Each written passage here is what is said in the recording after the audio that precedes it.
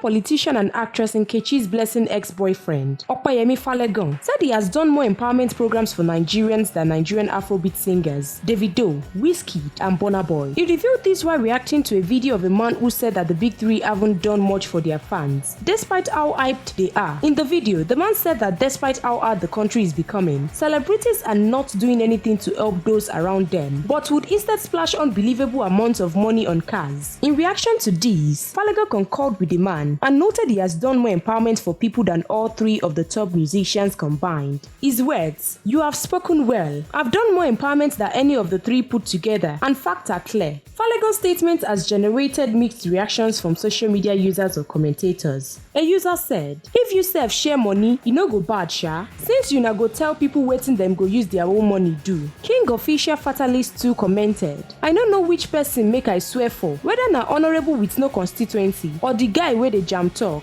Cousin_TDA wrote, "Please remove Davido from that convo." Angelic Angel blog penned, "Honorable my boss, you have done more than them, even more than the politicians in Nigeria. God will continue to bless you, boss." Stay tuned to NaijaNews TV for more real-time updates and exclusive videos.